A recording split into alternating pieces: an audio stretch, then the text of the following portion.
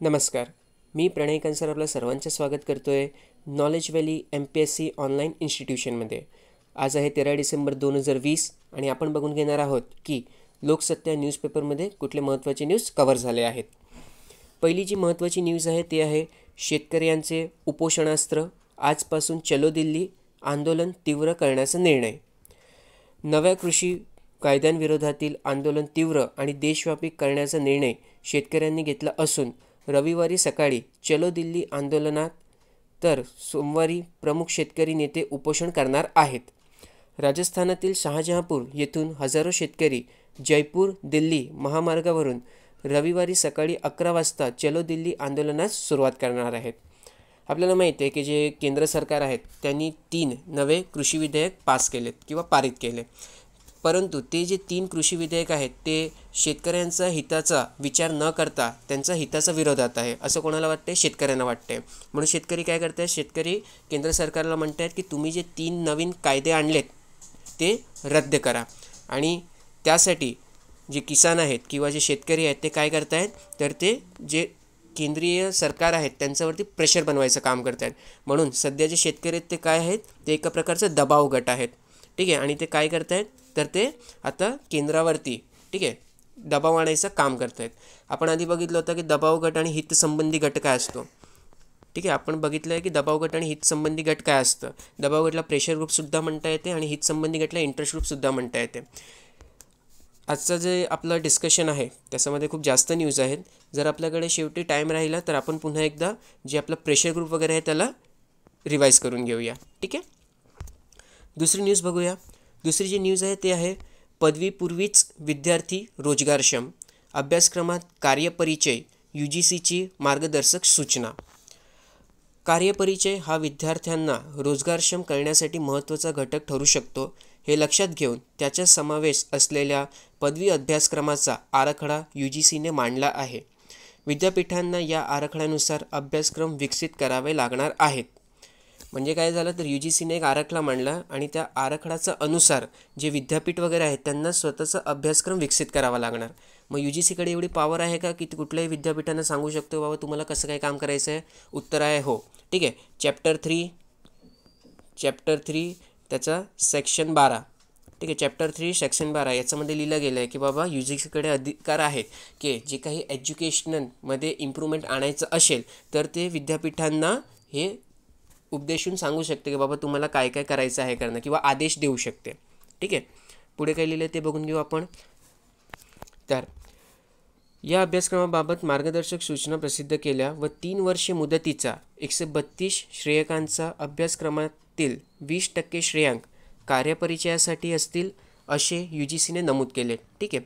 तर 132 श्रेयकांचा जो कुल अभ्यासक्रम असतो त्यापैकी 20% जे श्रेयांक आहेत ते कार्यपरिचयासाठी असतील. कला, वाणिज्य, विज्ञान, आंतरविद्याशाखीय अशा कोणत्याही विद्याशाखेत हा पदवी अभ्यासक्रम सुरू करता येणार आहे. या अभ्यासक्रमाचा विद्यार्थ्यांना व्यावसायिक किंवा अव्यावसायिक संस्थांचा कार्यालयात जाऊन कार्यपरिचयाचा कालावधी पूर्ण करावा लागेल. त्यासाठी शिक्षण संस्थांना व्यावसायिक किंवा अव्यावसायिक संस्थांचे सामंजस्य करार करता येतील. आता सध्या आपण बघतो की एक इंटर्नशिप म्हणून आपण करतो. ठीक आहे. इंटर्नशिप म्हणजे इंजिनिअरिंगची जे पोरं असतात किंवा इंजिनिअरिंगची जे मुलं असतात किंवा डॉक्टर्स असतात तर डॉक्टर्ससाठी हे जे इंटर्नशिप असते ते कंपल्सरी असते. म्हणजे तुमचा अभ्यासक्रम संपल्यानंतर तुम्हाला कंपनीमध्ये जाऊन त्याच्याविषयी ट्रेनिंग घ्यायची असते. ठीक आहे. परंतु आतापर्यंत काय होतं की डिग्री झाल्यावर तुम्हाला ट्रेनिंगसाठी जावं लागायचं, परंतु आता डिग्री घेतानासुद्धा तुम्हाला हे इंटर्नशिप करावी लागेल कारण आता ते एक सिलेबसचा पार्ट करून घेतलं आपण. ठीक आहे. जो सिलेबस असतो आपला त्याच्यामध्येच इंटर्नशिपसुद्धा एक त्याचा पार्ट राहील. ठीक आहे. अजून पदव्युत्तर पदवीला प्रवेश अभ्यासक्रम पूर्ण करून पदवी मिळालेल्या विद्यार्थ्याला ट्रान्सडिसिप्लिनरी म्हणून ग्राह्य धरले जाणार असून पदवीसाठी त्याने निवडलेल्या विषयात किंवा 24 श्रेयांक मिळवलेल्या विषयात पदव्युत्तर पदवीलाही प्रवेश घेता येईल. म्हणजे जर डिग्री झाली असेल तरीसुद्धा आपण हे इंटर्नशिप वगैरे करू शकतो करणं. ठीक आहे. आता आपण थोडीशी माहिती UGC विषयी घेऊया. आपण UGC विषयी आधी पण रिवाईज केलं आहे, पुन्हा एकदा रिव्हिजन करून घेऊया. ठीक आहे. तर UGC कधी अस्तित्वात आलं होतं? UGC 1945 साली अस्तित्वात आलं होतं. जेव्हा ते अस्तित्वात आलं होतं तेव्हा त्याच्याकडे फक्त 3 विद्यापीठं होती. कुठली? अलीगड, बनारस आणि दिल्ली हे जे 3 केंद्रीय विद्यापीठ होते, तर यांचा कामकाजावरती लक्ष ठेवायचं काम कोण करत होतं? UGC करत होता. परंतु 1947 नंतर जेव्हा भारताला स्वातंत्र्य भेटला, त्यानंतर भारतामध्ये असणारे जेवढे काही युनिव्हर्सिटीज होते त्यांना UGCच्या अंतर्गत आणण्यात आला होता. ठीक आहे. आता लक्षात घ्या की 1948-49मध्ये सर्वपल्ली राधाकृष्णन यांच्या अध्यक्षतेखाली आपण एक गट बनवला. ठीक आहे. आणि त्या गटाचं काम काय होतं? तर भारतीय युनिव्हर्सिटी एज्युकेशन आहेत त्याच्यामध्ये आपल्याला इम्प्रूव्हमेंट कसं आणता येईल त्याचा अभ्यास करणे. ठीक आहे. आणि हा जो अभ्यास गट होता ज्याचे अध्यक्ष होते सर्वपल्ली राधाकृष्णन, त्यांनी काय रेकमेंड केला की बाबा आपल्या भारतामध्ये सुद्धा एक युनिव्हर्सिटी ग्रांट कमिशनसारखी बॉडी असली पाहिजे. आणि ती जे बॉडी आहे ते UK असलेला जे युनिव्हर्सिटी ग्रांट कमिशन आहे त्याच्या सहाय्याने बनवता येईल. म्हणजे त्याची कशी काय कंपोजिशन आहे, ते कसं काय काम करते, मग त्याचं आपण एक एक्झाम्पल घेऊ आणि तशीच एक बॉडी आपल्या इथे भारतात सुद्धा बनवूया. ठीक आहे. आणि त्याचं रेकमेंडेशन अनुसार ऑगस्ट 1949मध्ये, ठीक आहे, 1949मध्ये आपण UGC जे आहे त्याला UK असलेली जी UGC आहे त्याचा पायावरती हे प्रस्थापित केलं करणं. ठीक आहे. त्याचे एक एक्झाम्पल घेतलं आपण आणि भारतामध्ये आपण UGC बनवलं. ठीक आहे. 1952मध्ये काय सांगितलं गेलं? तर 1952मध्ये सांगितलं गेलं की बाबा आपली जी UGC आहे, ठीक आहे, त्याला फक्त अभ्यासक्रमच नव्हे तर फंडिंगसाठी सुद्धा पॉवर दिली पाहिजे.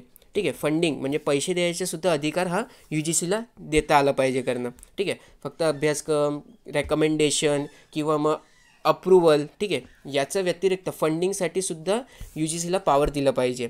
ठीक आहे. आणि त्यानुसार 28 डिसेंबर 1953 रोजी, ठीक आहे, 28 डिसेंबर 1953 रोजी जे तत्कालीन आपले एज्युकेशन मिनिस्टर होते, शिक्षण मंत्री होते मौलाना अबुल कलाम आझाद, त्यांनी सांगितलं की बाबा ठीक आहे आपण UGCला काय देऊ? तर आपण UGCला फंडिंगची पॉवर सुद्धा देऊ. ठीक आहे. तर आता UGC काय करू शकत होता? आता UGC तुमचा अभ्यासक्रमसाठी रेकमेंडेशन म्हणजे शिफारस करू शकत असला. मॅनेजमेंट कसं करायचं त्याच्याविषयी तो शिफारस देऊ शकतो. ठीक आहे. त्यानंतर तुमची कॉलेज याला अप्रूव्हल द्यायचं कामसुद्धा हा UGC करतो. ठीक आहे. आणि त्यानंतर आता फंडिंगसुद्धा UGC देतो. ठीक आहे.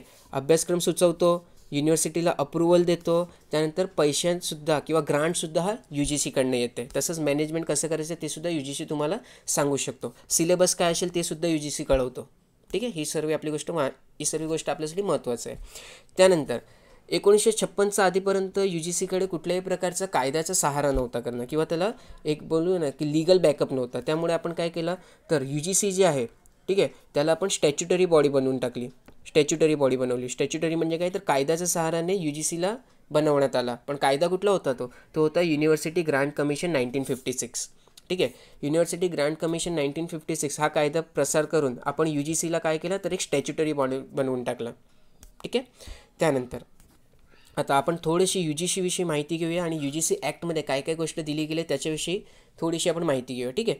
तर मी कसं बोललो होतो की UGC ॲक्ट 1956 त्याचं chapter 3 power and function of the commission, त्याचं section 12 function of the commission आणि त्याच्यामध्ये सबक्लॉज D, ठीक आहे, याच्यामध्ये सांगण्यात आलेलं आहे की बाबा कुठल्याही युनिव्हर्सिटीला UGC जे आहे ते आदेश देऊ शकते. ठीक आहे. कशासाठी? तर युनिव्हर्सिटीच्या एज्युकेशनची जी सिस्टम आहे त्याच्यामध्ये इम्प्रूव्हमेंट आणण्यासाठी. ठीक आहे. युनिव्हर्सिटीची जी एज्युकेशन सिस्टम आहे त्याच्यामध्ये इम्प्रूव्हमेंट आणण्यासाठी UGC जी आहे ती त्या युनिव्हर्सिटीला शिफारस देऊ शकते. शिफारस म्हणजे आदेशसुद्धा देऊ शकते की बाबा तुम्हाला असं काम करायचं आहे करणं. ठीक आहे. आता लक्षात घ्या की सेक्शन 12 जो आहे, ठीक आहे, सेक्शन 12 जो आहे फंक्शन ऑफ द कमिशन.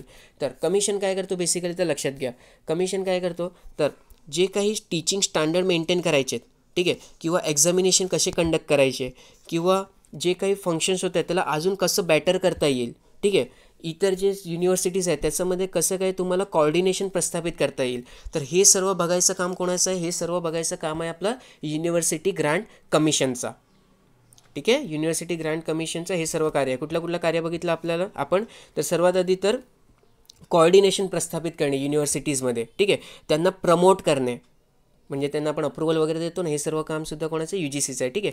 त्यानंतर टीचिंग स्टँडर्ड कसं इम्प्रूव्ह करता येईल, एज्युकेशन इम्प्रूव्हमेंट कसं आणता येईल, एक्झामिनेशन आणि रिसर्च यासाठी युनिव्हर्सिटीला काय करायला पाहिजे किंवा कसं ते चांगल्या प्रकारे इम्प्लिमेंट करता येऊ शकतात. हे सर्व रेकमेंडेशन्स द्यायचं काम कोणाचं आहे, तर ते सर्व UGCचं आहे.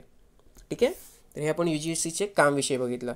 अजून पुढे आपण बघूया चॅप्टर 2, ज्याच्यामध्ये कसं काय UGC प्रस्थापित करता येईल आणि त्याचं सेक्शन 5 की UGCचं कंपोजिशन काय असेल, त्याचं स्ट्रक्चर कसे असेल. ठीक आहे. तर त्याच्याविषयी थोडीशी माहिती घेऊया आपण. तर UGC म्हणजे एक चेअरमन असेल. ठीक आहे. UGCमध्ये एक चेअरमन असेल, एक व्हाईस चेअरमन असेल आणि बाकी 10 मेंबर्स असतील. ठीक आहे. चेअरमॅन असेल, व्हाईस चेअरमॅन असेल आणि 10 मेंबर असतील. आणि त्यांचा अपॉइंटमेंट, त्यांची नेमणूक कोण करणार, तर ते सेंट्रल गव्हर्नमेंट करतील. ठीक आहे. नेमणूक कोण करेल, सेंट्रल गव्हर्नमेंट करेल. ठीक आहे. त्यानंतर जो चेअरमॅन आहे तो सेंट्रल गव्हर्नमेंट त्याला अपॉइंट करणार. ठीक आहे. लक्षात ठेवा, चेअरमॅनला कोण अपॉइंट करणार, सेंट्रल गव्हर्नमेंट अपॉइंट करणार. ठीक आहे. त्यानंतर लक्षात घ्या की जे चेअरमॅन असतील, ठीक आहे, जे चेअरमॅन असतील ते केंद्र किंवा राज्य, ठीक आहे, केंद्र किंवा राज्य सरकारमध्ये ऑफिसर होता कामा नये. ठीक आहे. त्यांनी केंद्र किंवा राज्य सरकारमध्ये ते ऑफिसर होता कामा नये. ओके. तर चेअरमॅन हा केंद्र किंवा राज्यामध्ये ऑफिसर नसला पाहिजे. ठीक आहे. म्हणजे तो केंद्र किंवा राज्यामध्ये काम करणारा नसला पाहिजे. ठीक आहे. हे महत्त्वाचं आहे. त्यानंतर जे 2 मेंबर आहेत, ठीक आहे, आपल्याला 10 निवडायचे आहेत ना, मग त्यापैकी जे 2 मेंबर आहेत ते कोण असतील, तर ते सेंट्रल गव्हर्नमेंट, ठीक आहे, केंद्र सरकार याचे रिप्रेझेंटेटिव्ह असतील. ओके. त्यानंतर अजून जे 4 मेंबर असतील ते युनिव्हर्सिटीमध्ये ॲज अ टीचर असायला पाहिजे. ठीक आहे. ते कोण असले पाहिजे, युनिव्हर्सिटीमध्ये ॲज अ टीचर असले पाहिजे. ठीक आहे. तर 2 मेंबर असेल ते केंद्राला रिप्रेझेंट करतील, बाकीचे जे 4 मेंबर असेल ते युनिव्हर्सिटीमध्ये टीचर असले पाहिजे. ठीक आहे. त्यानंतर बाकीचे जे मेंबर्स आहेत, ठीक आहे, ते एक्सपर्ट असले पाहिजे. आता एक्सपर्ट कुठल्या फील्डमध्ये, तर ॲग्रिकल्चर असू शकते, कॉमर्स, फॉरेस्ट्री, इंडस्ट्री. ठीक आहे. त्यानंतर इंजिनिअरिंग, मेडिकल, लीगल प्रोफेशन झाला. ठीक आहे. तर याच्यामध्ये ते काय असले पाहिजे, ते एक्सपर्ट असले पाहिजे किंवा ते एज्युकेशनिस्ट असले पाहिजे. ठीक आहे. म्हणजे जे शिक्षण क्षेत्र आहे त्याच्यामध्ये ते महारथी असले पाहिजे. ठीक आहे. पुढे सांगितलं गेलं आहे की जे कोणी मेंबर्स असतील, ठीक आहे, जे कोणी मेंबर्स आहेत त्यापैकी हाफ मेंबर्स, ठीक आहे, अर्धे जे मेंबर्स आहेत ते सेंट्रल गव्हर्नमेंटमध्ये ऑफिसर नसले पाहिजे. ठीक आहे. सेंट्रल किंवा स्टेट गव्हर्नमेंटमध्ये ते ऑफिसर नसले पाहिजे. देखो बघा इथे, provided that not less than half of the member chosen under this clause shall be from among the person who are not officer. ठीक आहे. Not officer of the central government or the state government. ठीक आहे. लक्षात ठेवा ही गोष्ट. त्यानंतर पुढे तर आपले जे व्हाईस चान्सेलर आहेत, ठीक आहे, तर व्हाईस चान्सेलर कुठले काम करतील, तर व्हाईस चान्सेलर तेच काम करतील जे त्यांना आपले चेअरमॅन सांगतील. Vice chairman. ठीक आहे. चान्सेलर नाही, व्हाईस चेअरमॅन. तर व्हाईस चेअरमॅन तेच काम करतील जे त्यांना चेअरमॅन सांगतील. ठीक आहे. म्हणजे त्यांना काही असं इंडिपेंडेंट काम नाही, चेअरमॅननी जे काम सांगितलं ते काम त्यांना करावं लागेल. ओके. आणि प्रत्येक जे अपॉइंटमेंट आहे तो कोण करणार, प्रत्येक अपॉइंटमेंट करणार आपली सेंट्रल गव्हर्नमेंट. ठीक आहे. प्रेसिडेंट वगैरे तुम्हाला विचारलं जाऊ शकतं, प्रेसिडेंट करतो, गव्हर्नर करतो, नाही, सेंट्रल गव्हर्नमेंटच करते. ठीक आहे. तर हे आपण बघितलं UGC ॲक्टविषयी आणि त्याच्यामधले थोडे प्रोव्हिजनविषयी. लक्षात ठेवा, UGCच्या जो सेक्शन 12 चॅप्टर 3 सेक्शन 12 त्याच्यामध्ये सांगितलं गेलं की फंक्शन्स काय असतील. ठीक आहे. त्यानंतर चॅप्टर 2 सेक्शन 5 याच्यामध्ये सांगितलं गेलं की कंपोजिशन कसं असेल. ठीक आहे. खूप जास्त महत्त्वाचं आहे, हे तुम्हाला विचारलं जाऊ शकते, बाबा काय कसं आहे करणं सांगा, कुठल्या सेक्शनमध्ये काय किंवा जोड्या लावामध्ये हे सर्व वस्तू येऊ शकतात करणं. ठीक आहे. तर हे आपल्यासाठी महत्त्वाचं होतं, ते आपण बघून घेतलं. चला आता पुढची न्यूज बघूया. विधिमंडळ अधिवेशनाची औपचारिकता, कृषी कायदे, मराठा आरक्षण, वीज देयकांचा मुद्दा गाजण्याची चिन्हे. तर राज्य विधिमंडळाचं सोमवारपासून सुरू होणाऱ्या 2 दिवसाच्या अधिवेशनात मराठा आरक्षण, शेतकऱ्यांचे आंदोलन, अवकाळी पावसाचे नुकसान झालेल्या शेतकऱ्यांचा करण्यात येणारी मदत, वाढीव वीज बिले आदी विषय गाजण्याची चिन्हे आहेत. कोरोना प्रादुर्भाव लक्षात घेता हिवाळी अधिवेशन नागपूर ऐवजी मुंबईत घेण्यात येणार आहे. ठीक आहे. आणि फक्त 2 दिवसासाठी आहे. आता आपल्यासाठी महत्त्वाचं काय आहे, तर आपल्यासाठी अधिवेशन जे विधानसभेचे अधिवेशन्स असतात, ठीक आहे, त्यांच्याविषयी आपण थोडीशी माहिती घेऊ. तर कलम 174 याच्यामध्ये सांगितलं गेलं आहे की विधानसभेचे अधिवेशन कसे होतील. ठीक आहे. विधानसभेचे अधिवेशन बोलवायचा अधिकार कोणाकडे आहे, तर तो अधिकार गव्हर्नरकडे आहे. ठीक आहे. विधानसभेचे जे आपले अधिवेशन असतात, ठीक आहे, त्यांना बोलवायचा अधिकार कोणाकडे आहे, तर ते आपल्या गव्हर्नरकडे आहे. गव्हर्नर प्रोरोग करू शकतात किंवा डिझॉल्वसुद्धा करू शकतात. प्रोरोग करणे म्हणजे काय, तर 2 सेशन जे असतात, ठीक आहे, समजा आता विंटर सेशन आहे, ठीक आहे. विंटर सेशन, त्यानंतर समर सेशन येतं किंवा बजेट सेशन येतं. समरपेक्षा आपण बजेट म्हणूया. ठीक आहे. तर बजेट सेशन येतो. तर विंटर सेशन संपल्यानंतर बजेट सेशन सुरू होण्याचा मधला जो गॅप असतो त्याला आपण काय म्हणतो, रिसेस म्हणतो. ठीक आहे. पण विंटर सेशन जे संपवतात त्याला आपण काय म्हणू, प्रोरोगेशन म्हणू. आणि प्रोरोग करायचा अधिकार कोणाकडे, तर गव्हर्नरकडे आहे. ठीक आहे.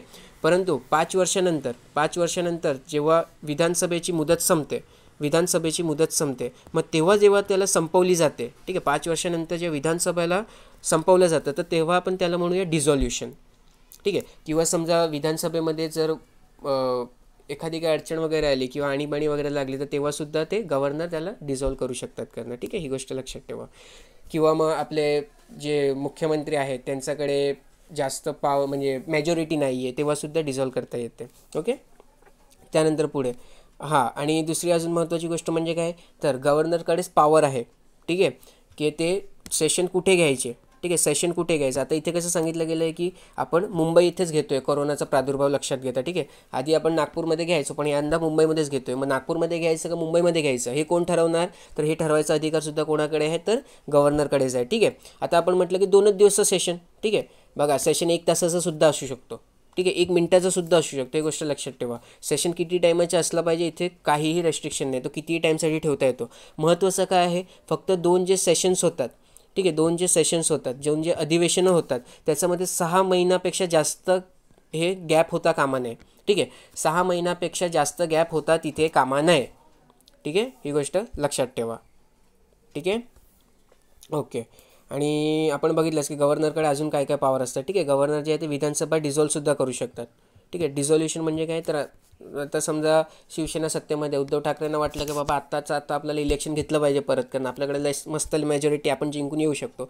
मग ते गव्हर्नरला सांगू शकतात की बाबा तुम्ही विधानसभा जी आहे त्याला संपुष्टात आणा किंवा डिझॉल्व करा. ठीक आहे. तर ते अधिकार कोणाकडे आहे, ते अधिकारसुद्धा आपले गव्हर्नरकडे आहे.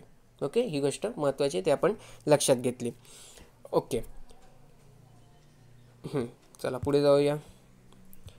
इथे अजून एक महत्त्वाचं आहे, महिला अत्याचाराचा विरोधात कठोर शिक्षेची तरतूद असलेल्या शक्ती हा कायदा करण्यात येणार आहे. या कायद्याच्या मसुद्याला मंत्रिमंडळाने मान्यता दिली. या संदर्भातील विधेयक अधिवेशनात सादर केले जाईल. या कायद्याचा मृत्यूदंडाची शिक्षेची तरतूद करण्यात आलेली आहे. ठीक आहे. आपण आधी पण शक्ती या कायद्याविषयी बघितलं आहे. आता आपण पुन्हा याला थोडंसं रिवाईज करून घेऊ. तर शक्तीचा फुल फॉर्म काय ते लक्षात घ्या का, Maharashtra Shakti criminal law Maharashtra amendment act 2020. ठीक आहे. फुल फॉर्म काय आहे, Maharashtra Shakti criminal law Maharashtra amendment act 2020. Okay.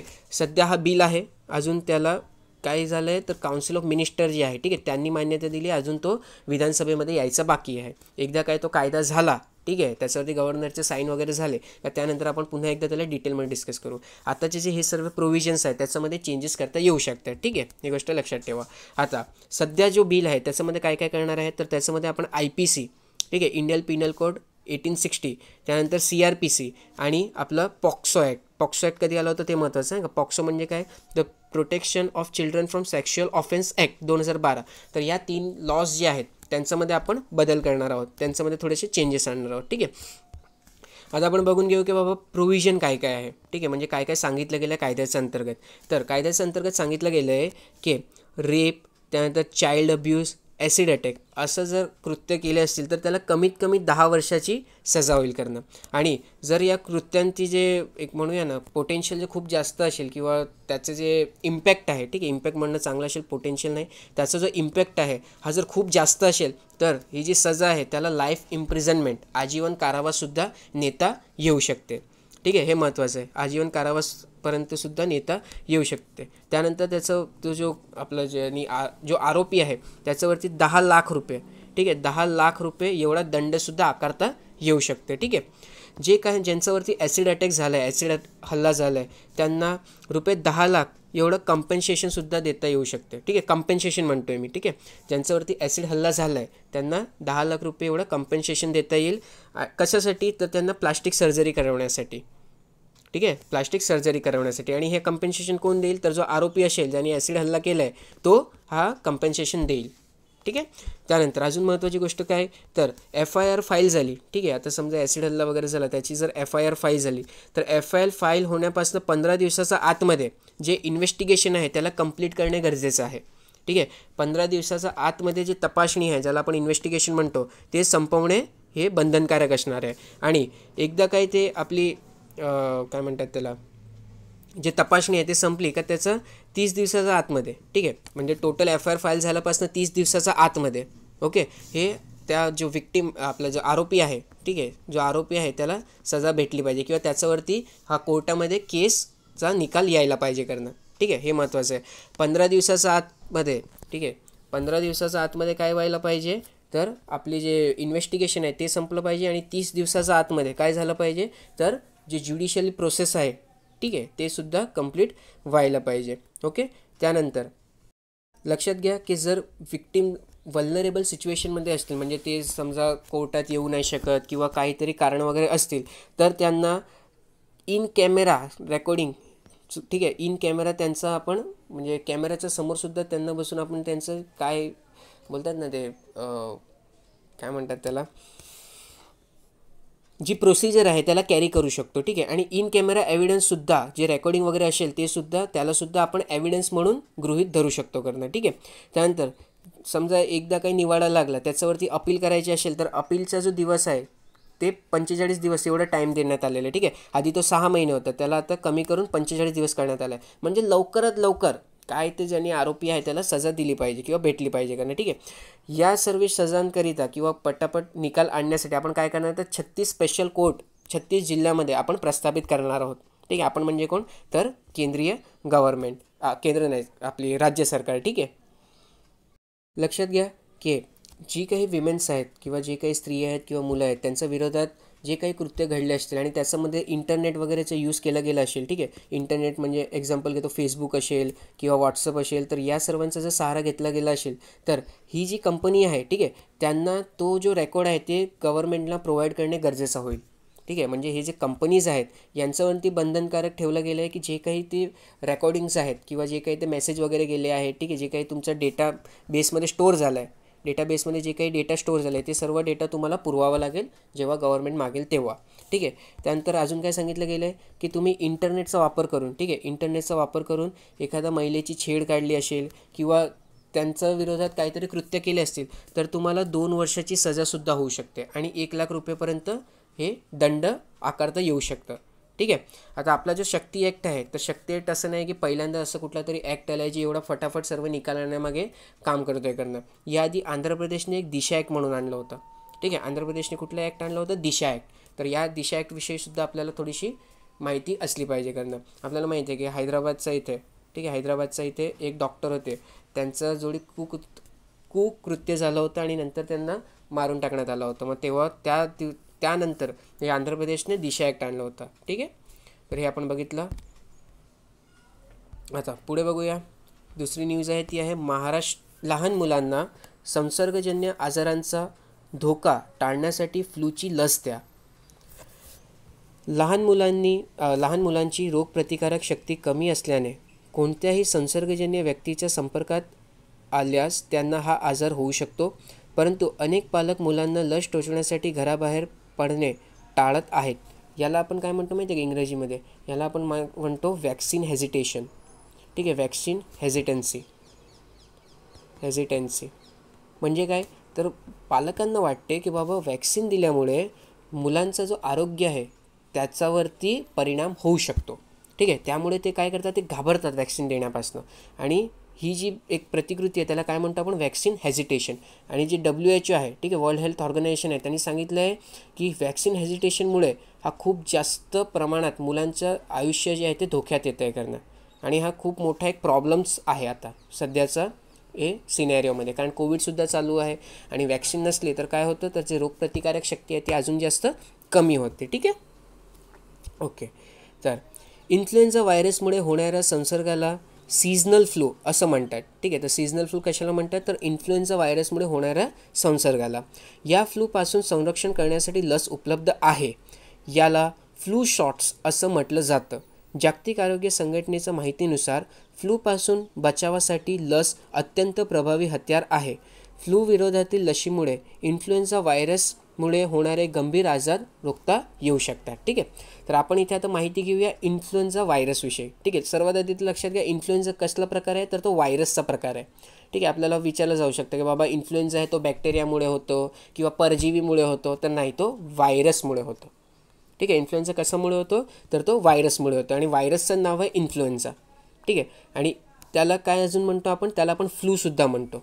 ठीक आहे. फ्लूसुद्धा म्हणतो. तर फ्लू झाला असेल तर बाबा काय काय आपल्याला सिम्पटम्स दिसतात, तर आपल्याला ताप येतो, नंतर घसा खराब होतो. ठीक आहे. आपले जे बॉडीचे मसल्स आहेत त्याच्यामध्ये पेन होतो, डोकं दुखतो, खोकला येतो आणि एकदम थकल्यासारखं वाटतं. आणि याच्यावरती जर आपण जास्त लक्ष दिलं नाही तर त्याचा इम्पॅक्ट डेथमध्ये सुद्धा होऊ शकतो. ठीक आहे. मृत्यूसुद्धा होऊ शकते. लहान मुलामध्ये जर इन्फ्लुएन्झा झालं असेल तर त्यांना डायरिया आणि व्हॉमिटिंग होतात. ठीक आहे. लहान मुलं जे आहेत त्यांना जर इन्फ्लुएन्झा झाला असेल तर त्यांना व्हॉमिटिंग आणि काय होते, डायरिया होते. आणि हे जे असतं, जे व्हॉमिटिंग आणि डायरिया आहे त्यांना स्टॉमक फ्लूसुद्धा म्हणता. हां का, स्टॉमक फ्लू किंवा 24 hour फ्लू हे सुद्धा त्याला म्हणता येतं. ओके. आता इन्फ्लुएन्झा जे व्हायरस आहे त्याचे किती प्रकार आहेत, तर लक्षात ठेवा इन्फ्लुएन्झा जे व्हायरस आहे त्याचे 4 प्रकार आहेत. ठीक आहे. टाईप 1 किंवा type A, type B, type C आणि टाईप डी. कुठले कुठले, type A, type B, type C आणि type D. Type A, type B, type C जे आहेत, ठीक आहे, ते आपल्या ह्युमन्समध्ये आपल्याला नॉर्मली सापडतात. ठीक आहे. परंतु टाईप डी जो आहे तो ह्युमनना म्हणजे माणसांना इफेक्ट करत नाही. खूप जास्त महत्त्वाचं आहे का, टाईप डीचा जो इन्फ्लुएन्झा आहे तो माणसांना इन्फेक्ट करत नाही.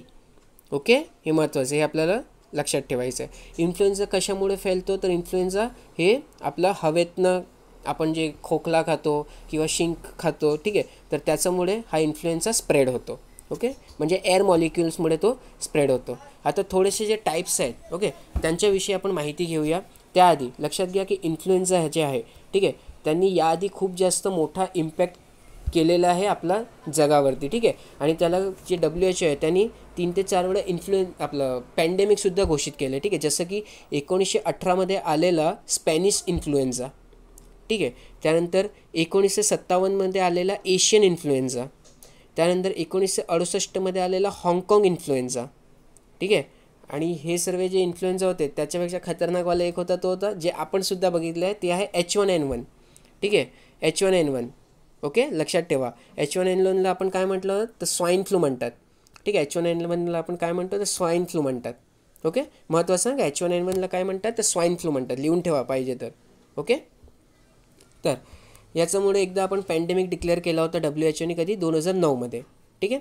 त्यानंतर आता आपण माहिती घेऊ आपलं इन्फ्लुएन्झा ए विषयी. ठीक आहे. ओके. हां, तर माहिती घेऊ आपण इन्फ्लुएन्झा ए विषयी. तर लक्षात ठेवा इन्फ्लुएन्झा ए जे आहेत ते मोस्टली, ठीक आहे, मोस्टली मी म्हणतो आहे काय, प्राण्यामध्ये आपल्याला सापडतो. ठीक आहे. कशामध्ये सापडतो, प्राण्यांमध्ये आपल्याला सापडतो. ठीक आहे. तर इन्फ्लुएन्झा एचे जे टाईप्स आहेत ते आपण बघून घेऊ. H1N1 जो आहे, ठीक आहे, त्याला आपण काय म्हणतो, त्याला स्वाईन फ्लू म्हणतो आपण. नाव लक्षात ठेवायची बरं का, जोडे लावमध्ये येऊ शकतं. H1N1ला काय म्हणतो आपण, स्वाईन फ्लू म्हणतो. H2N2 जे आहे त्याला काय म्हणूया आपण, एशियन फ्लू. H3N2ला काय म्हणूया, हाँगकाँग फ्लू. H5N1 bird flu. खूप महत्त्वाचं, H5N1 काय आहे, बर्ड फ्लू आहे. ठीक आहे. त्यानंतर H7N7, ओके, हे झुनोटिक पोटेन्शियल असतो. झुनोटिक पोटेन्शियल म्हणजे काय, तर झुनोटिक म्हणजे लक्षात ठेवा काय असतं ते. ठीक आहे. झुनोटिक म्हणजे काय, तर झुनोटिक म्हणजे प्राण्यांमधनं, ठीक आहे, प्राण्यांमधनं तो माणसामध्ये प्रसरतो. ठीक आहे. प्राण्यांमधनं तो माणसात प्रसरतो. ठीक आहे. प्राण्यांमधनं तो माणसामध्ये प्रसरतो. तर असे जे असतात रोग त्यांना आपण म्हणतो झुनोटिक डिसीज. ठीक आहे. त्यांना आपण काय म्हणू, झुनोटिक डिसीज. ठीक आहे. त्यानंतर H1N2 झाला. त्यानंतर हे सर्व अजून त्याचे प्रकार आहेत. ओके. एक लक्षात ठेवा, HN जिथे असेल त्याला आपण काय म्हणायचं, तर इन्फ्लुएन्झा व्हायरस ए टाईप म्हणायचं. ठीक आहे. हां. त्यानंतर ओके, H6N1 जो आहे ना, ठीक आहे, H6N1 हे लक्षात ठेवा, एक मस्त टाईप आहे, याच्याविषयी थोडीशी मी तुम्हाला माहिती देतो. H6N1 जे आहे ना, जो व्यक्ती, ठीक आहे, जो व्यक्ती एकदा रिकवर झाला आहे ना, ठीक आहे, त्यांनाच हा H6N1 होऊ शकतो. ठीक आहे. आधी त्याला इन्फ्लुएन्झाने अटॅक केला, त्याच्यावरनं तो रिकवर झाला. समजा आधी H1N1 जो होता, ठीक आहे, स्वाईन फ्लू, त्यांनी अटॅक केला होता, त्याच्यावरनं त्यांनी रिकव्हरी झाली, त्यानंतरच त्याला H6N1 होऊ शकतो. H6N1 पहिल्यांदा कधीच होत नाही. एकदा त्याला इन्फ्लुएन्झा झाला असेल त्यानंतर हा H6N1 होतो. ठीक आहे. तर हा एक स्पेशल टाईप झाला त्याच्यामध्ये. त्यानंतर आपण बघून घेऊ इन्फ्लुएन्झा बी विषयी. ठीक आहे. तर इन्फ्लुएन्झा बी जो आहे, इन्फ्लुएन्झा बी आहे तो ह्युमनमध्ये एवढा जास्त भेटत नाही. ह्युमन म्हणजे माणसं, ठीक आहे. तर माणसांमध्ये एवढा जास्त त्याचं इन्फ्लुएन्स नाही आहे करणं, ठीक आहे. जेवढा जास्त इन्फ्लुएन्झा ए होतो तेवढा मोठ्या प्रमाणात इन्फ्लुएन्झा बी याचा प्रकोप दिसत नाही आपल्याला, ठीक आहे. आणि त्याचा जो इम्पॅक्ट आहे, म्हणजे हे काय करतात माहिती आहे का, जे व्हायरस आहेत ना, ते व्हायरस एकदा बॉडीमध्ये आले त्यानंतर ते ॲक्टिवेट होतात आणि काय करतात, तर स्वतःची संख्या वाढवतात. संख्या वाढवलेलं जे संख्या वाढते त्याला आपण काय म्हणतो, तर त्याला आपण म्युटेशन म्हणतो किंवा रिप्रोडक्शन म्हणतो, ठीक आहे.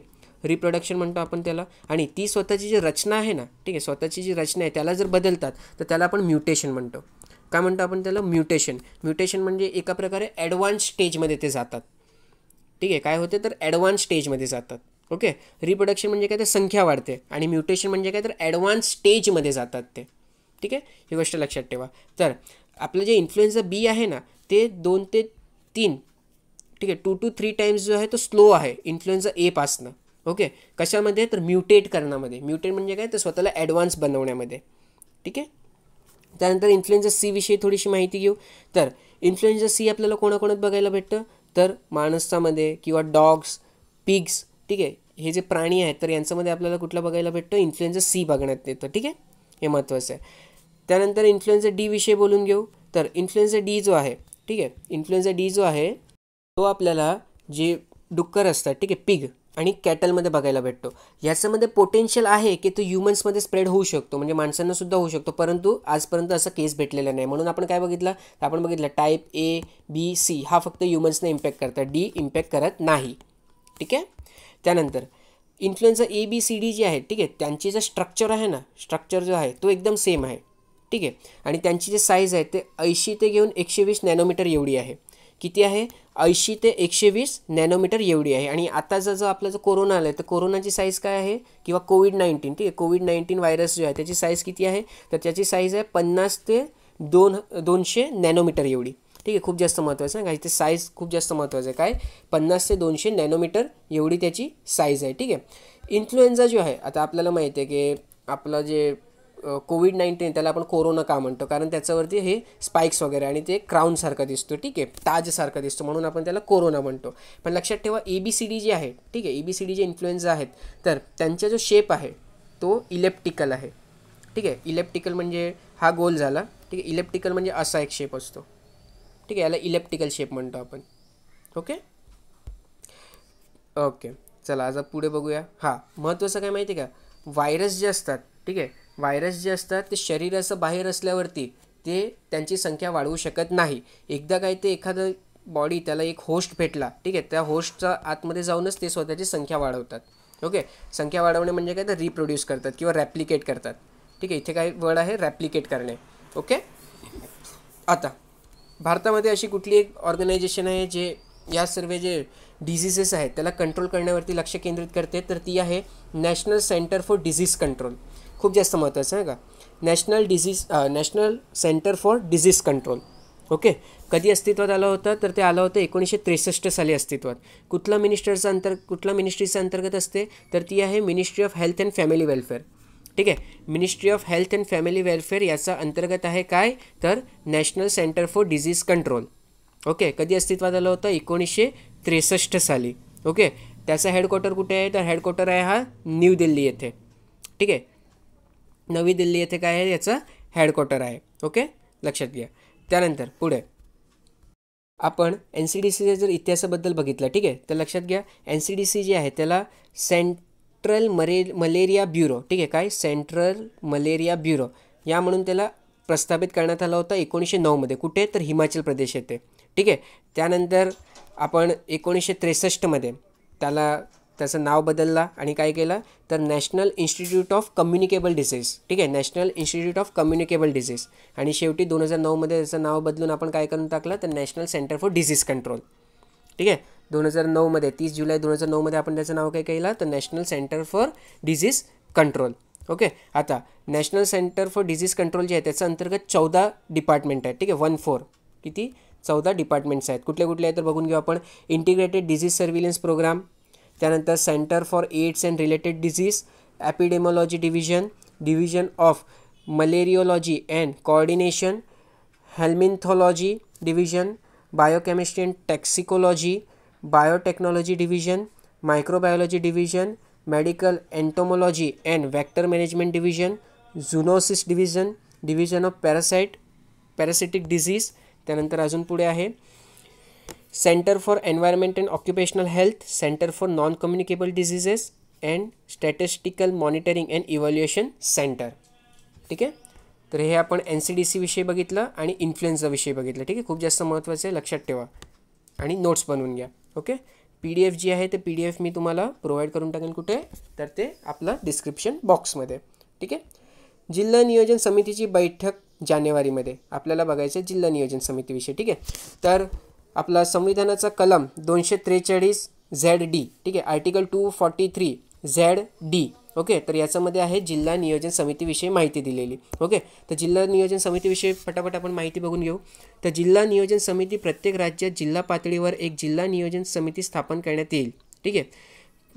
राज्यात जिल्हा पातळीवरती एक जिल्हा नियोजन समिती जी आहे ती स्थापित करण्यात येईल. ओके. तिचे कार्य जिल्ह्यातील पंचायत आणि नगरपालिका यांनी तयार केलेल्या योजना एकत्रित करणे आणि संपूर्ण जिल्ह्यासाठी एकच मसुदा विकास योजना तयार करणे हे असेल. राज्य विधानमंडळ कायद्याद्वारे पुढील बाबींच्या संदर्भात तरतूद करू शकेल. ठीक आहे. काय काय ती बाबत आहे? तर जिल्हा नियोजन समितीची रचना कशी असेल, अशा समितीतील जागा भरण्याची पद्धत काय असेल, या समित्यांना नेमून द्यायची कामे काय असतील आणि अशा समित्यांचं अध्यक्षाची निवडणूक पद्धत काय असेल. ठीक आहे. तर या सर्वांविषयी डिसिजन कोण घेईल? तर ते राज्य विधानमंडळ घेईल. ओके. आणि ते कायद्याद्वारे नमूद करतील ही सर्व गोष्ट. अशा समितीचा एकूण सदस्यापैकी 4/5. ठीक आहे. 4/5. ओके. अशा समितीचा एकूण सदस्यापैकी 4/5 सदस्य निर्वाचित असतील. त्यांची निवड जिल्हा पातळीवर पंचायतीतील निर्वाचित सदस्य व त्या जिल्ह्यातील नगरपालिकांमध्ये निर्वाचित सदस्य जिल्ह्यातील ग्रामीण व नागरी लोकसंख्येच्या प्रमाणात स्वतःमधून करतील. ठीक आहे. पुन्हा मी वाचतो बघा. एकूण सदस्यापैकी 4/5 सदस्य हे निर्वाचित असतील. निर्वाचित म्हणजे काय? इलेक्टेड असतील. त्यांची निवड जिल्हा पातळीवरील पंचायतीतील निर्वाचित सदस्य आणि त्या जिल्ह्यातील नगरपालिकांमध्ये निर्वाचित सदस्य तसंच जिल्ह्यातील ग्रामीण व नागरी लोकसंख्येच्या प्रमाणावर स्वतःमधून ते करतील. ठीक आहे. प्रमाणानुसार ते स्वतःमधनं करतील. मसुदा विकास योजना तयार करताना जिल्हा नियोजन समिती पुढील बाबी विचारात घेईल. कुठली ते बाबत आहे? तर पंचायती व नगरपालिका यामधील सामाजिक हिताच्या बाबी, यामध्ये अवकाशीय नियोजन, पाणी व इतर भौतिक व नैसर्गिक संसाधनांची वाटणी, पायाभूत सुविधांचे एकात्मिक विचार आणि पर्यावरण संवर्धन याचा समावेश असेल. वित्तीय व इतर उपलब्ध संसाधनांचे प्रमाण व प्रकार, राज्यपालांनी निश्चित केलेल्या संस्था व संघटनांची सलामसलत. ठीक आहे. तर हे सर्व गोष्टींचा विचार केला जाईल मसुदा बनवताना. प्रत्येक जिल्हा नियोजन समितीचे अध्यक्ष ही विकास योजना राज्याकडे पाठवतील. खूप जास्त महत्त्वाचं आहे का की जे जिल्हा नियोजन समितीचे अध्यक्ष असतात ते काय करतात? ते जे विकास योजना आहे ते कोणाकडे पाठवतात? तर ते राज्याकडे म्हणजे केंद्राकडे ते राज्य सरकारकडे ते पाठवतात. ठीक आहे. तर हे आपण बघून घेतलं कशाविषयी? जिल्हा नियोजन समितीविषयी. खूप जास्त महत्त्वाचं आहे, लिहून ठेवा. ठीक आहे. याची नोट्स बनवून घ्या. काय तर सर्वात महत्त्वाचं तर आहे कंपोजिशन काय असेल ते, आणि त्यानंतर जे राज्य विधानमंडळ आहे ते कुठल्या टॉपिक्स आहे किंवा सब्जेक्ट्स आहे ज्याच्यामध्ये हे कायदे बनवतील. ठीक आहे. नंतर मसुदा कसा तयार करता येईल, ते तयार करताना कुठल्या विषयांवरती फोकस केला जाईल, आणि शेवटी काय तर जिल्हा नियोजन समितीचे अध्यक्ष जे आहे ते विकास आराखडा जो आहे तो राज्याकडे पाठवतील. ठीक आहे. राज्य सरकारकडे ते पाठवतील. कलम कुठली होती? तर कलम होती 243 ZD. ठीक आहे. 243 ZD. ओके. जिल्हा नियोजन समिती इथे दिलं गेलं आहे. चला पुढे बघूया अजून काय न्यूज आहे.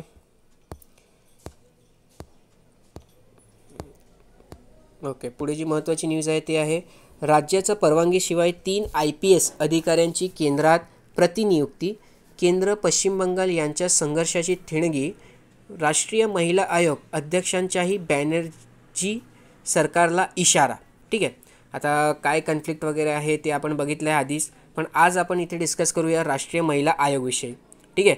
राष्ट्रीय महिला आयोगविषयी आपण इथे डिस्कस करणार आहोत. तर राष्ट्रीय महिला आयोग जे आहे ते national commission for woman act 1990. ठीक आहे. काय? National commission for women act 1990. Okay. याच्यानुसार बनवण्यात आलेला आहे. ओके. मग तो काय झाला? तो एक स्टॅच्युटरी बॉडी झाला. काय झाला? Statutory body. ठीक आहे. नॅशनल कमिशन फॉर विमेन हे काय झालं तर एक स्टॅच्युटरी बॉडी झाला. आता हा जो कायदा आहे नॅशनल कमिशन फॉर विमेन, ठीक आहे, तर त्याच्या अंतर्गत 5 चॅप्टर्स आहेत आणि 17 सेक्शन्स आहेत. असं विचारलं जाऊ शकते एक साधारण की किती सेक्शन्स वगैरे आहेत सांगा बरं. तर 5 चॅप्टर आहे आणि 17 सेक्शन्स आहेत. ठीक आहे, हे महत्त्वाचं आहे. त्यानंतर चॅप्टर 2 सेक्शन 3, ठीक आहे, चॅप्टर 2 सेक्शन 3 याच्यामध्ये सांगितलं गेलं आहे की हे जे नॅशनल कमिशन फॉर विमेन आहे, ठीक आहे, तर त्याचं कंपोजिशन कसं असेल किंवा त्याची जी रचना आहे ते कशी असेल करणं. ठीक आहे, तर लक्षात ठेवा एक चेअरपर्सन असतील.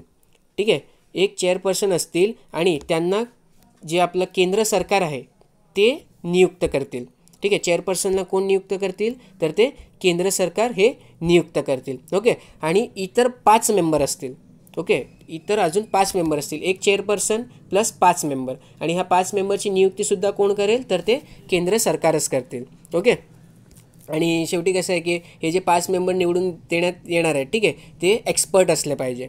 ओके, ते एक्सपर्ट असले पाहिजे ट्रेड युनियनमध्ये, लेजिस्लेशनमध्ये, त्यानंतर मॅनेजमेंटमध्ये, त्यानंतर जे विमेन्सचे जे ऑर्गनायझेशन्स आहेत, ठीक आहे, त्यानंतर administration, health, education, social welfare, तर या सर्व विषयांमध्ये कोण असले पाहिजे ते एक्सपर्ट असले पाहिजे. इथे महत्त्वाचं काय माहिती आहे का की ॲटलिस्ट एक मेंबर, ठीक आहे, कमीत कमी एक मेंबर हा SCचा आणि अजून एक मेंबर हा STचा असला पाहिजे करणं. ठीक आहे, हे बघा इथे प्रोव्हिजन दिलं गेलं आहे की काय आहे at least 1 member each shall be among the person belonging to SC and ST. ठीक आहे, एक एक मेंबर SCचा आणि एक मेंबर STचा हे कमीत कमी तरी असले पाहिजे तिथे. मेंबर सेक्रेटरी जो असणार आहे तो सुद्धा सेंट्रल गव्हर्नमेंट नॉमिनेट करेल. ठीक आहे, आणि तो एक्सपर्ट असेल कसल्यामध्ये तर मॅनेजमेंटमध्ये, ऑर्गनायझेशन स्ट्रक्चरमध्ये, सोशिओलॉजिकल मुवमेंटमध्ये. ओके, याच्यामध्ये तो कोण असेल तो एक एक्सपर्ट असेल. ठीक आहे, आणि तो जो आपला मेंबर सेक्रेटरी असेल, ठीक आहे, तो जो मेंबर सेक्रेटरी आहे तो कोण असेल तर तो लक्षात ठेवा एक सिव्हिल सर्वंट असेल. ठीक आहे, कोण असेल तो एक सिव्हिल सर्वंट असेल. ओके, ऑल इंडिया सर्व्हिसेस लेवलचे म्हणजे IAS अधिकारी असेल. ठीक आहे, हे लक्षात ठेवा. त्यानंतर सेक्शन 4मध्ये काय सांगण्यात आलेलं आहे तर सेक्शन 4मध्ये आपल्याला टर्म आणि कंडिशन दिली गेली आहे. ठीक आहे, टर्म आणि कंडिशन दिली गेली आहे. काय सांगितलं गेलं इथे की आपले जे चेअरमन आणि जे मेंबर्स आहेत, ठीक आहे, ते किती वर्षासाठी त्या जागेवरती राहतील तर जास्तीत जास्त 3 वर्ष. ठीक आहे, मॅक्झिमम 3 इयर्ससाठी ते ती जागा होल्ड करेल. त्यानंतर त्यांना चेंज करावं लागेल. ओके, आणि चेंज करायचं काम कोण करेल तर ते सेंट्रल गव्हर्नमेंट करेल. जर त्यांना स्वतःचा राजीनामा वगैरे द्यायचं असेल, ठीक आहे, चेअरमन किंवा मेंबरना जर राजीनामा द्यायचा असेल तर ते कोणाला देतील तर ते सुद्धा ते सेंट्रल गव्हर्नमेंटला देतील. ठीक आहे, स्वतःचा राजीनामा कोणाला देतील तर ते सुद्धा ते सेंट्रल गव्हर्नमेंटलाच देतील करणं. नॅशनल कमिशन फॉर विमेन जे आहे जर त्याला काम करण्यासाठी इतर अधिकारी किंवा ऑफिसर्स लागत असतील तर ते कोणाकडे जातील तर ते सेंट्रल गव्हर्नमेंटकडे जातील आणि सेंट्रल गव्हर्नमेंटला सांगतील की बाबा आम्हाला मनुष्यबळ पाहिजे, तुम्ही आम्हाला प्रोव्हाइड करा करणं. ठीक आहे, त्यांची जे सॅलरी वगैरे आहे ते त्यांना ॲज अ ग्रांटच्या स्वरूपात दिली जाते. ठीक आहे, आणि हे ग्रांट कोण डिसाईड करतो तर ग्रांटसुद्धा सेंट्रल गव्हर्नमेंट डिसाईड करते. म्हणजे सर्वात जास्त जे ऑथॉरिटी आहे किंवा जे कोणाचा हात असेल वरती तर ते आहेत सेंट्रल गव्हर्नमेंट. ठीक आहे, सेंट्रल गव्हर्नमेंटच्या खूप जास्त यांच्यावरती एक सांगूया ना आपण काय ते की सेंट्रल गव्हर्नमेंटचा खूप जास्त कंट्रोल आहे नॅशनल कमिशन फॉर विमेनवरती. ठीक आहे, त्यानंतर चॅप्टर 3 जो आहे आणि त्याचं सेक्शन 10. ठीक आहे, चॅप्टर 3चा सेक्शन 10 याच्यामध्ये कमिशनना कुठले कुठले फंक्शन्स दिले गेलेत. ठीक आहे, कमिशन्सना कुठले कुठले फंक्शन्स दिले गेलेत याच्याविषयी माहिती दिली गेली आहे. आता बघा फंक्शन्स जे आहेत ते सर्व नॉर्मल आहे, तुम्ही जनरली पण लिहू शकता. जसं की कुठलाही जर केस झाला असेल तर त्याच्यामध्ये इन्व्हेस्टिगेशन करणे. ठीक आहे, कुठलेही जर लीगल म्हणजे आपलं लीगल जे प्रोसिजर वगैरे असेल तर त्यात तिथे विमेन्सचा पक्ष धरणे. ठीक आहे, त्यानंतर कुठलाही जर विषय गव्हर्नमेंटने आपल्याकडे पाठवला तर त्याच्यावरती रेकमेंडेशन देणे. जे काही अधिकार आहेत विमेन्सचे त्यांना सेफगार्ड करणे. ठीक आहे, तर हे सर्व नॉर्मल इथे आपल्याला फंक्शन्स आहेत. तुम्हाला पाहिजे तुम्ही एकदा इथे गोथ्रू करू शकता. ठीक आहे, आणि हा जो आहे हा ॲक्च्युली बॅर ॲक्ट आहे. बॅर ॲक्ट म्हणजे काय तर जे आपलं नॅशनल कमिशन फॉर विमेन, ठीक आहे, ॲक्ट 1990 जो आहे तर त्याच्यामध्ये जे वर्ड्स यूज केले गेले तेच इथे लिहिलं आहे मी. ठीक आहे, तेच इथे सर्व लिहिलं गेलं आहे करणं. ओके, तर तुम्हाला पाहिजे तुम्ही इथून एकदा गोथ्रू करू शकतात की फंक्शन्स काय आहेत ते. चला मग आपण पुढे जाऊया. अजून काही न्यूज आहे ते बघून घेऊ. ओके, इथे सक्तीच्या कुटुंब नियोजनास सरकारचा विरोध, सर्वोच्च न्यायालयात प्रतिज्ञापत्र. भारत आपल्या लोकांवर कुटुंब नियोजन लादण्याच्या स्पष्टपणे विरोधात असून ठराविक संख्येतील मुले असण्याबाबत केलेल्या सक्तीचा उलट परिणाम होऊन त्यामुळे लोकसंख्याशास्त्रीय विकृती उद्भवेल असे केंद्र सरकारने सर्वोच्च न्यायालयाला सांगितले आहे. देशातील कुटुंब नियोजनाचा कार्यक्रम हा ऐच्छिक स्वरूपाचा असून त्यामुळे जोडप्यांना त्यांचा कुटुंबाचा आकार निश्चित करण्यास कुठल्याही सक्तीशिवाय सोयीची कुटुंब नियोजनाची पद्धत स्वीकारण्यास मदत होते, असे केंद्रीय आरोग्य मंत्रालयाने सर्वोच्च न्यायालयात दाखल केलेला प्रतिज्ञापत्र म्हणले आहे. ठीक आहे. तर आता आपण थोडंसं कुटुंब नियोजन विषयी बघून घेऊ. तर लक्षात घ्या, कुटुंब नियोजन जे आहे, ठीक आहे, हे ministry of health and family welfare, okay, ministry of health and family welfare याचा अंतर्गत येतो. ठीक आहे. कुटुंब नियोजन जे आहे ते ministry of health and family welfare याचा अंतर्गत येतो. ठीक आहे. आणि एक इन्व्हर्टेड ट्रायंगल, इन्व्हर्टेड रेड कलरचा ट्रायंगल, ठीक आहे, रेड कलरचा एक इन्व्हर्टेड ट्रायंगल हा साईन आहे कसला, तर कुटुंब नियोजनाचा. ठीक आहे. कुटुंब नियोजनासाठी कुठला साईन आहे, तर हा इन्व्हर्टेड रेड ट्रायंगल. ओके. हा कुटुंब नियोजनासाठी आणि कॉन्ट्रासेप्टिव्ह सर्व्हिसेस, ठीक आहे, कॉन्ट्रासेप्टिव्ह सर्व्हिसेस, तर यांच्यासाठी हा एक साईन आहे. ओके. त्यानंतर आपल्याला माहीत असलं पाहिजे की पहिली जे पंचवार्षिक योजना होती, ठीक आहे, पहिली जे पंचवार्षिक योजना होती तेव्हापासून आपण कुटुंब नियोजनाचा जो कार्यक्रम आहे तो राबवतो आहे करणं. ठीक आहे. आणि 2017मध्ये ministry of health and family welfare यांनी एक प्रोग्राम लॉन्च केला. काय होता तो, मिशन परिवार विकास. ठीक आहे.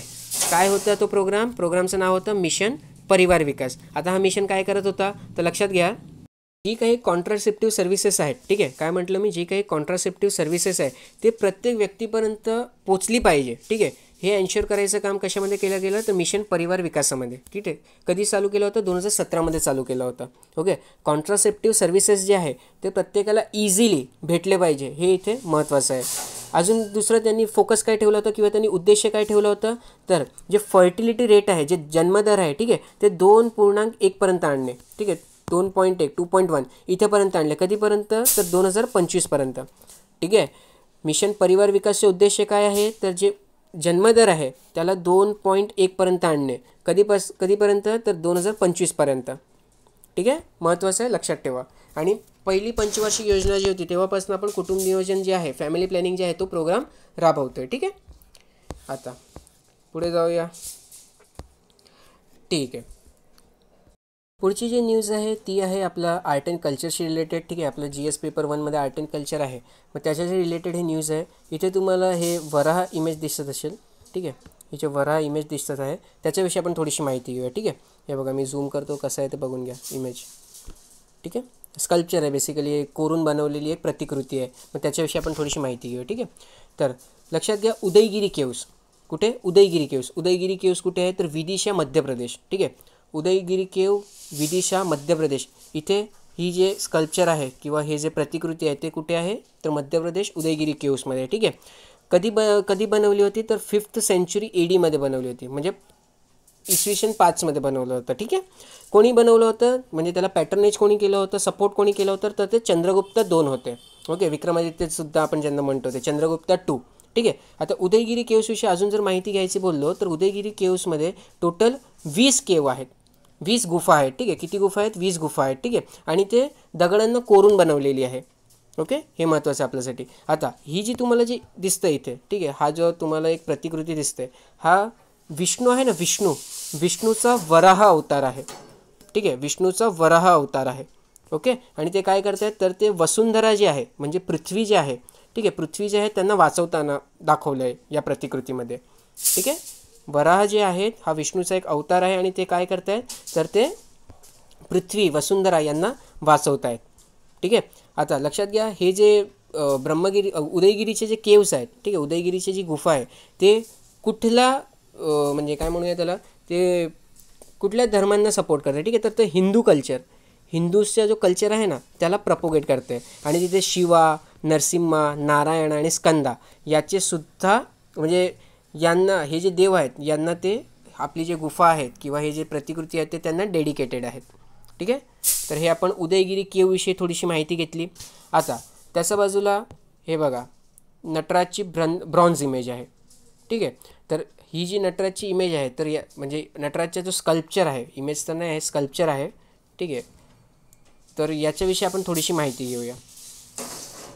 तर सर्वात आधी लक्षात घ्या, नटराजचा हा जो स्कल्पचर आहे, ओके, तो चोला यांचा काळात बनवला गेला होता. ओके. कोणाच्या काळात बनवलं गेलं आहे, चोला यांच्या काळात बनवलं गेलं आहे. नाव काय आहे, तर नटराज आहे.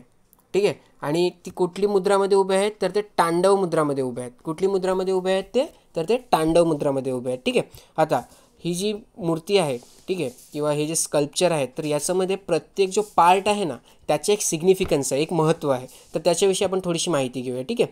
तर जे वरचा उजवा हात आहे, ठीक आहे, ज्याच्यामध्ये ड्रम आहे, तर ड्रम काय दाखवतो, की ड्रम दाखवतो की आपलं जे जगाची किंवा सृष्टीचा जो निर्माण झाला आहे ना, ठीक आहे, सृष्टीचा जो निर्माण झाला आहे तो या ड्रमचा आवाजाने झाला आहे करणं.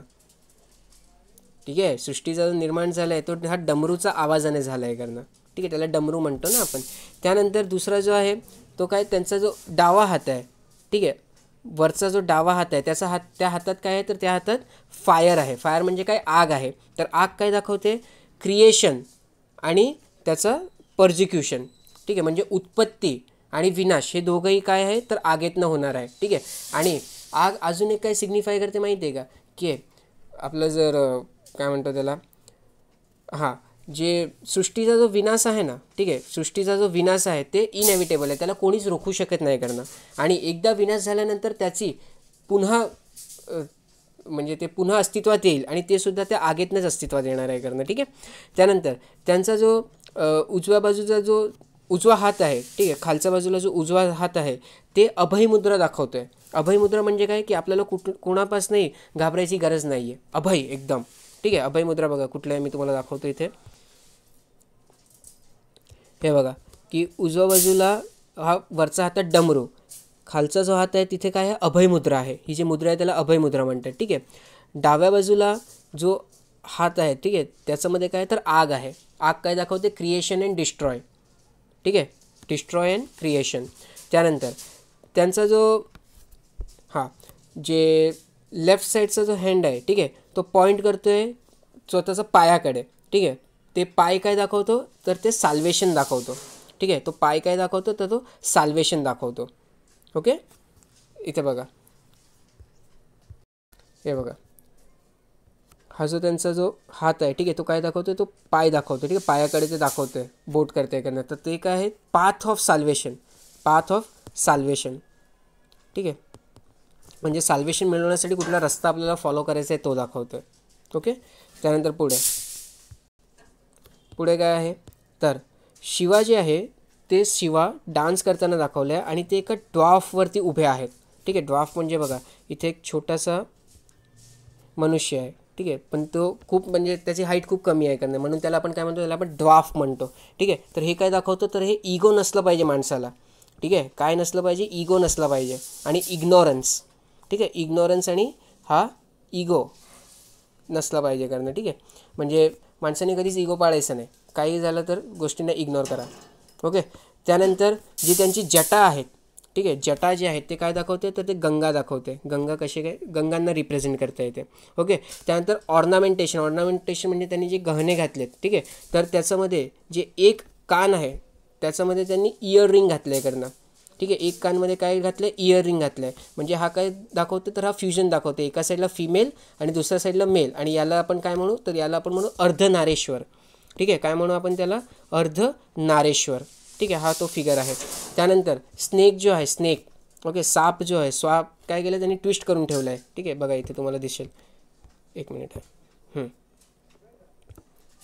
तर त्यांचा या हातामध्ये इथे साप आहे. ठीक आहे. तर साप काय दाखवतो, साप दाखवतो की जर तुम्हाला कॉन्शियसनेस अटेंड करायचं असेल, ठीक आहे, जर आपल्याला कॉन्शियसनेस अटेंड करायची असेल, कॉन्शियसनेस म्हणजे काय, तर सर्व जी गोष्ट आपल्या आजूबाजूला घडते आहे त्याच्याविषयी जर आपल्याला माहिती घ्यायची असेल किंवा आपल्याला उत्सुकता निर्माण करायची असेल, तर आपल्याला आपली जे बॅक आहे, ठीक आहे, जी रीढची हड्डी ज्याला हिंदीमध्ये आपण म्हणतो, तर त्याला एकदम कडक करून बसावं लागेल. ठीक आहे. तेव्हाच जाऊन आपल्याला काय भेटेल, तर आपल्याला इतर माहिती म्हणजे आपण एकदम अटेंटिव्ह राहू करणं. ठीक आहे. हे त्याचा एक पॉईंट होता. ओके. त्यानंतर जे सराउंडिंग निंबस आहे, ठीक आहे, निंबस म्हणजे आपलं, हे बघा मी तुला निंबस दाखवतो. हे जे सराउंडिंग जे निंबस आहे ना, हे असं जे बनवलं गेलं याला निंबस म्हटलं आहे. ठीक आहे. सराउंडिंग जे निंबस आहे तर ते काय दाखवतो, ते दाखवतो लाईफ सायकल. ठीक आहे. तो काय दाखवतो, तो आपल्याला दाखवतो life cycle. Okay. Cycle of time किंवा life cycle, cycle of time दाखवतो. तर प्रत्येकाचं एक महत्त्व आहे ते आपल्याला लक्षात घ्यायचं आहे. ठीक आहे. पुन्हा एकदा पटापट आपण बघून घेऊया. तर हा जो डमरू आहे, डमरू काय दाखवतो की प्रत्येक जो आपला संसारचं निर्मिती झालं आहे तर त्याच्यामध्ये डमरूचा जो आवाज होतो तो खूप जास्त महत्त्वाचा होता. ठीक आहे. आग काय दाखवलं की डिस्ट्रॉय आणि क्रिएशन दोघंही हे आगीतनंच होणार आहे करणं. तिसरा आपण अभयमुद्रा बघितला. चौथा त्यांचा जो डावा हात आहे तो पायाकडे दाखवतो. पाय काय दाखवतो की साल्वेशनसाठी. ठीक आहे. साल्वेशनसाठी तुम्हाला कुठला रस्ता फॉलो करायचा आहे. इथे हा ड्वाफ जो आहे ज्याच्यावरती हे शिवजी उभे आहेत, मग ते काय दाखवतं की आपल्याला इगो नसलं पाहिजे कारण. ठीक आहे. इगो नाही पाहिजे आपल्याला. आणि इग्नोरन्स. ठीक आहे. जास्त काय त्याला इग्नोर करा गोष्टींना, काय एवढं आपल्याला काही महत्त्व नाही त्या गोष्टींचा. त्यानंतर एका कानामध्ये त्यांनी काय घातलं तर एका कानामध्ये त्यांनी इयरिंग घातलं. तर इयरिंग काय दाखवतं त्यांचं अर्धनारेश्वर रूप दाखवतो. जटा काय दाखवते, जटा जी दाखवते ते गंगा नदी. ठीक आहे. गंगा नदीचा जो फ्लो आहे तो दाखवतो. साप काय दाखवतो की तुम्हाला कॉन्शियस व्हायचं असेल, उत्सुकता असेल, तुम्हाला सरळ इरेक्ट व्हायला लागेल त्यांना. ठीक आहे. अदरवाईज हे जे कॉइल्ड आहे तर कॉइल काय दाखवतो निवांत कामकाज. ठीक आहे. त्याच्याशी काय घेणं नाही. पण जर तुम्हाला आयुष्याशी म्हणजे माहिती हवी असेल किंवा इतर माहिती गोळा करायची असेल तर तुम्हाला एकदम तुमची बॅक वगैरे ते एकदम कडक करून बसावं लागेल करणं. ठीक आहे. त्यानंतर हे जे निंबस आहे, निंबस काय दाखवतो तर निंबस टाईम दाखवतो करणं. ठीक आहे. Cycle of time. तर ही आपण माहिती घेतली अबाउट व्हॉट तर आपलं नटराज फिगरविषयी. ठीक आहे. त्यानंतर पुढे काही न्यूज आहे का बघूया. नाही, पुढे तर काही न्यूज नाही. लेख खूप जास्त आले आहेत. ठीक आहे. तर तुम्हाला पाहिजे तर तुम्ही लेख वाचू शकतात. हे रामानुजविषयी इथे लेख लिहिला गेला आहे. ठीक आहे. टाईम असेल तुम्ही वाचून घ्या. PDF जी आहे मी तुम्हाला हे डिस्क्रिप्शन बॉक्समध्ये देऊन टाकेन. ठीक आहे. आता जाता जाता आपण एकदा पटकन आपलं प्रेशर ग्रुप म्हणजे हितसंबंधी गट, ठीक आहे, याच्याविषयी बघून घेऊया. ओके. तर प्रेशर ग्रुप जे आहेत बघा, दोन प्रकारचे ग्रुप असतात. ठीक आहे. एकला आपण म्हणतो दबाव गट, एकला आपण म्हणतो दबाव गट आणि दुसऱ्याला म्हणतो आपण हितसंबंधी गट. ठीक आहे. दुसऱ्याला म्हणतो आपण हितसंबंधी गट. दबाव गटला इंग्रजीमध्ये काय म्हणतो आपण तर प्रेशर ग्रुप म्हणतो. ठीक आहे. प्रेशर ग्रुप म्हणतो. आणि हितसंबंधी गटना आपण इंटरेस्ट ग्रुप म्हणतो. ठीक आहे. इंटरेस्ट ग्रुप म्हणतो. लक्षात ठेवा. आता प्रेशर ग्रुप काय असतात तर प्रेशर ग्रुप जे असतात ते एक ग्रुप असतो. ठीक आहे. ग्रुप असतो ज्याच्यामध्ये जी लोकं आहेत ते काय करतात ते एकाच आयडिया फॉलो करत असतात करणं. ठीक आहे. आता मी म्हटलं फार्मर्स. ओके. तर फार्मर्सचा प्रेशर ग्रुप, तर फार्मर्सचा प्रेशर ग्रुप कोणासाठी काम करणार तर फार्मर्ससाठीच काम करणार ना. तो टीचर्ससाठी थोडी जाऊन काम करणार आहे करणं. ठीक आहे. आणि हा प्रेशर ग्रुप काय करतो तर हा प्रेशर ग्रुप पब्लिकचे जे पॉलिसीज असतात, पब्लिक पॉलिसी म्हणजे काय तर सरकार जे पॉलिसी बनवतात तर त्यांना इन्फ्लुअन्स करायचं काम करतो, त्यांना स्वतःच्या पक्षात वाळून घ्यायचं काम करतो. आता सध्या फार्मर्स काय करत आहे, 3 कृषी बिल आणले. ठीक आहे. तर ते 3 कृषी बिल आमच्या हिताच्या विरोधात आहे म्हणून आम्ही काय करतो, आम्ही त्या कृषी बिलाचा विरोध करतो आहे. मग तुम्ही काय करा, तुम्ही जे हाताचे बिल बनवलेत, ठीक आहे, जे कृषी कायदे बनवलेत ते आम्हाला बेनिफिट होईल, ठीक आहे, आम्हाला फायदा होईल तसं त्याला चेंज करून घ्या. ओके. त्यानंतर हा जो प्रेशर ग्रुप जो आहे, ठीक आहे, त्याची जी उत्पत्ती झाली होती ते USA झाली होती. तिथून आपण ही आयडिया घेतली आहे प्रेशर ग्रुपची. ओके. प्रेशर ग्रुपचं काम काय असतो तर प्रेशर ग्रुप जे आहे तो स्वतःच्या ग्रुपमध्ये असलेली माणसांच्या इंटरेस्टसाठी काम करतो. ठीक आहे. स्वतःच्या ग्रुपमध्ये जे माणसं आहेत त्यांच्या इंटरेस्टसाठी काम करतो. आणि लक्षात घ्या, प्रेशर ग्रुपमधली जे माणसं आहेत ना ते एकच आयडिओलॉजी फॉलो करतात. सर्व फार्मर आहे, फार्मरविषयी बघतील. सर्व टीचर्स असतील, टीचर्सविषयी काम करतील. ठीक आहे. आणि ते काय करतात तर जे मेंबर आहेत, ठीक आहे, जे मेंबर्स आहेत आणि जे सरकार आहे, सरकार आणि मेंबर्समध्ये एक ब्रिज म्हणून काम करतात.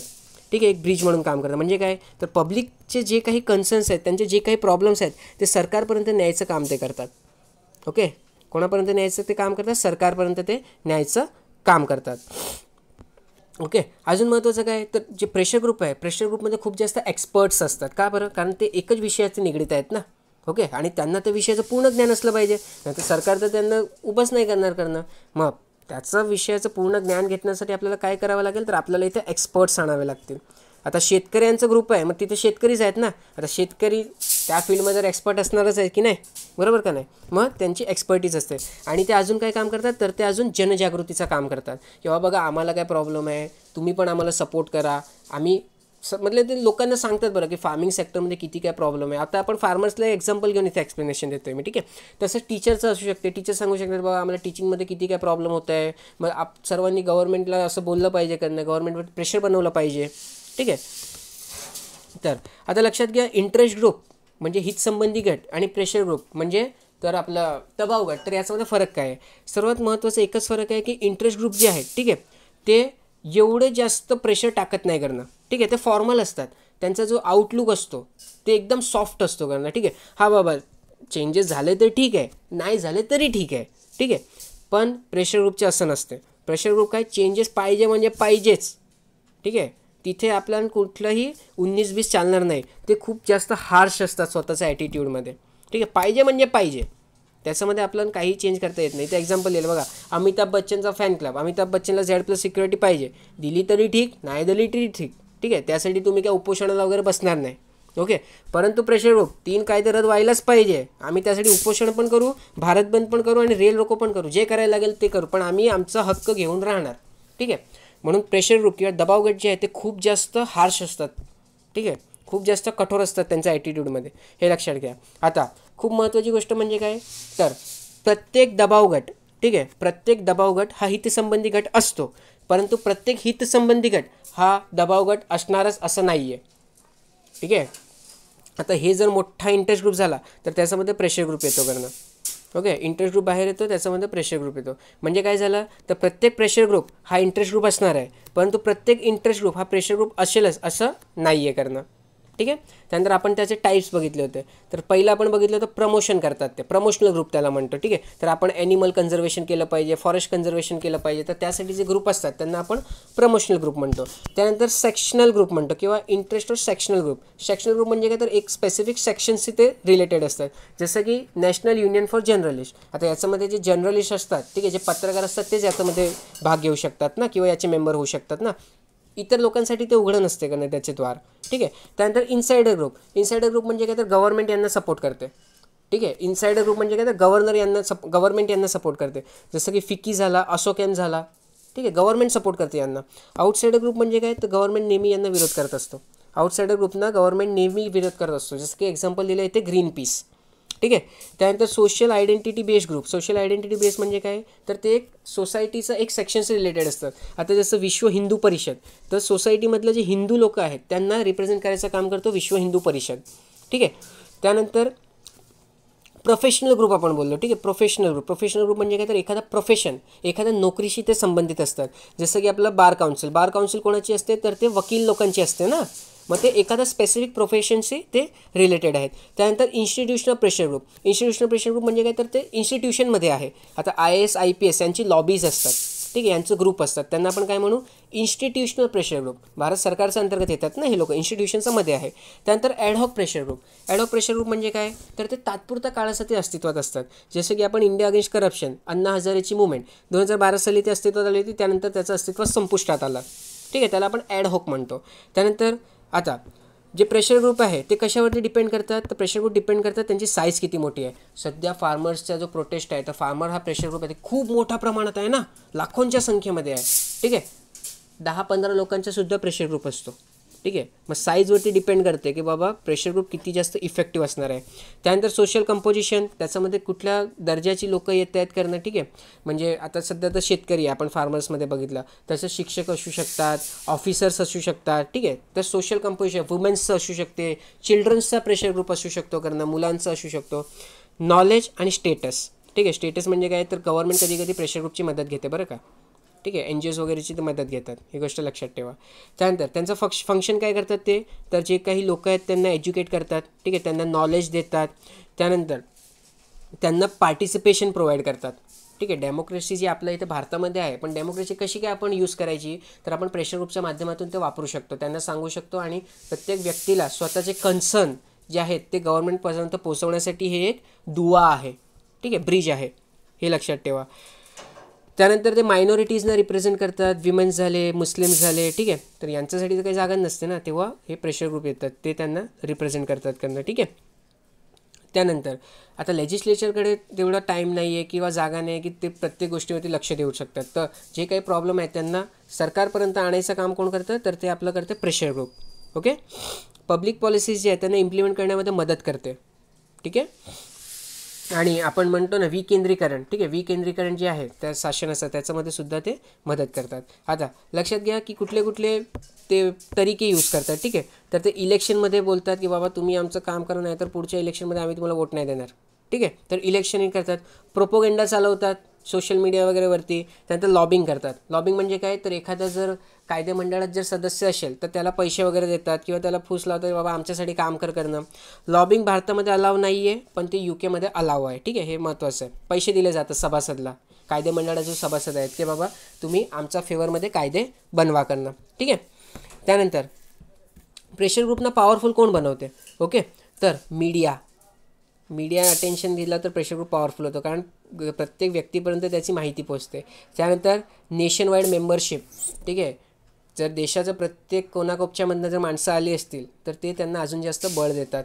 फिनान्शियल स्ट्रेंथ, जेवढं जास्त फंडिंग तेवढं जास्त इम्पॅक्ट, ठीक आहे. त्यानंतर गव्हर्नमेंट कधी कधी त्यांना मदतसाठी बोलवतात, ठीक आहे. मग ते सुद्धा त्यांचा जो एक दर्जा आहे तो वाढवतात, ठीक आहे. तर हे आपण बघून घेतलं कशाबद्दल, ते आपण प्रेशर ग्रुपबद्दल पण इथे पुन्हा एकदा रिवाईज करून घेतलं, ठीक आहे. तर आजच्या डिस्कशनमध्ये एवढंच आहे. तुम्हाला कुठे काही डाऊट असता तुम्ही कमेंट सेक्शनमध्ये मेन्शन करू शकतात. पेपरचे जे PDF आहे ते सुद्धा तुम्हाला डिस्क्रिप्शन बॉक्समध्ये मी देऊन टाकेन, ठीक आहे. तर आजच्यासाठी एवढंच. घरी राहा, सुरक्षित राहा, शिकत राहा. धन्यवाद.